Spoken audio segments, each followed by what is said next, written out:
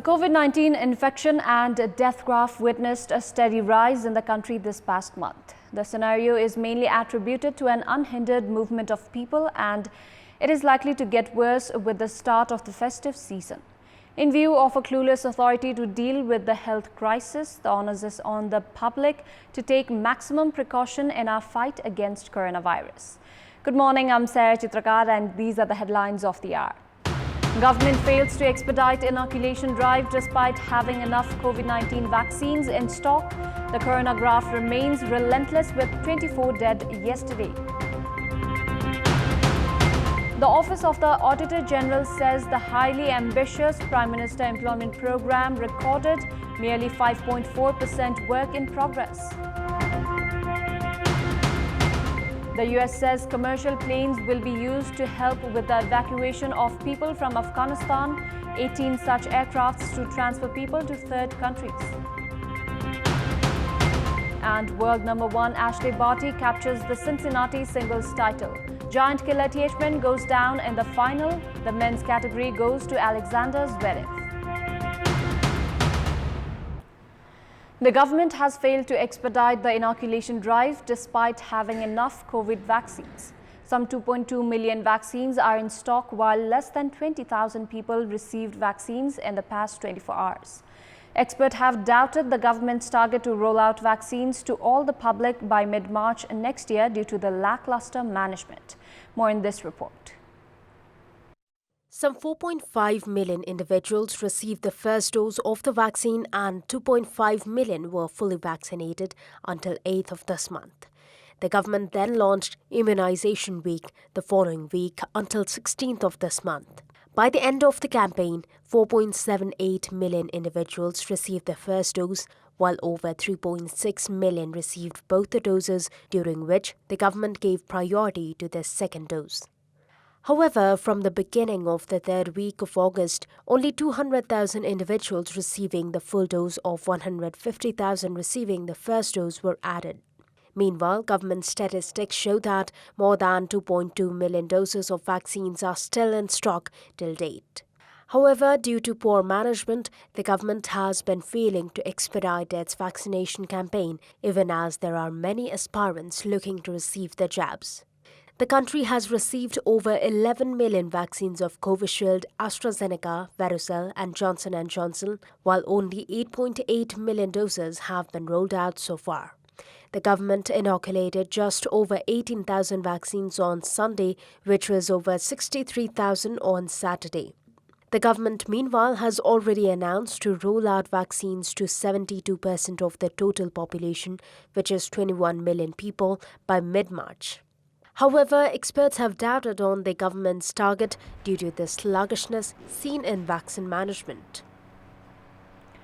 The country continues to reel under coronavirus as 24 individuals succumbed to the virus yesterday, taking the country's COVID death tally to 10,509.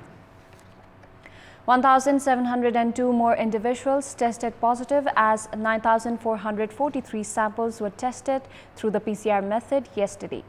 Kathmandu district reported the highest 395 new cases, followed by Kaski with 301 new cases. Likewise, Chittagong district reported 217 new cases, while Lalitpur registered 110 cases. Meanwhile, the number of recoveries has reached 698,173 as 2,248 registered full recovery from the virus yesterday. There are currently 38,751 active cases in the country, out of which 35,555 are in home isolation, 681 are in intensive care units and 169 are on ventilator support. The Office of the Auditor General has termed the Prime Minister Employment Programme and the President Education Reform Programme ineffective and said such politically motivated programs have been introduced lacking serious plans and guidelines. This has dented the government's own target to minimize public expenses. More in this report. The government introduced the highly ambitious Prime Minister Employment Programme from the fiscal year 2018-19, aiming to provide training to 210,000 youths and concessional loan to 25,000 unemployed individuals. However, the recent 58th annual report of the Auditor General's Office has called it an ineffective program so far. Under the same program, there was a provision of providing employment to unemployed youths for at least 100 days. In the first year of the program, some 1.7 million aspirants applied for the scheme, while 369,000 applied in the second year. According to the report of the Auditor General's Office, 171,000 individuals were offered jobs for 12 days in the first year, while 104,000 people were offered jobs for 15 days in the second year, which is merely 5.4% work in progress of the target. It may be recalled that the government allocated 14 billion rupees budget for the same program in the current fiscal year. The fate of the Prime Minister Agriculture Modernization Project is no different. While introducing the program back in 2016, the government had set a target of self-dependency on major food crops within 3 years and vegetables and fisheries production within 2 years. However, the government could not fulfill the production target and minimize dependency. At the moment, the country is importing rice worth 4 billion rupees per month. Experts raised questions on such politically oriented programs introduced without proper plans and guidelines, terming them as ineffective, and claimed that they have added extra burden to the state coffer. According to the report of the Auditor General's Office, the Prime Minister Employment Program alone has spent over 2 billion rupees under administrative headings.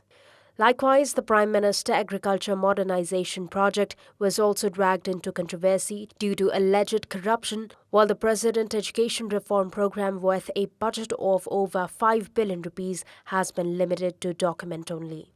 The government, however, has been overlooking recommendations from authorized bodies to minimize public expenses on politically influenced programs without proper plans and guidelines. In our Public Voice segment, we had asked the local residents in Sangkwa Sabha what might be the reason for the work carried out by the Women Consumer Committee being effective and up to standard. Let's take a look at what they had to say.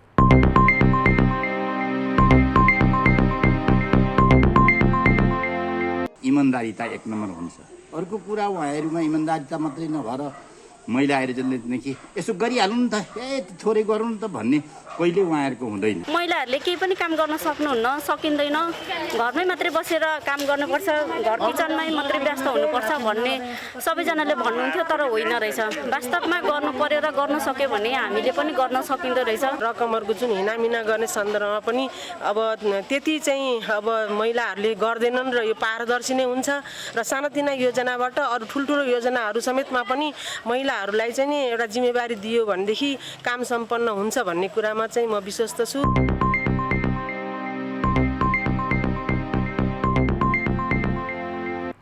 It's time now for our segment, Public Pulse, where you text us with your opinion.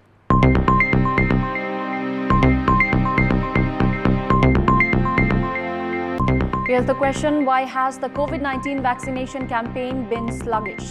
Your options are A, lack of coordination, B, managerial weakness, and C, unsupportive employees. The voting is on. Type NEWS, select your option A, B or C and send it to 34001 to share your opinion with us. That's all for the moment. Thank you for watching. Good day.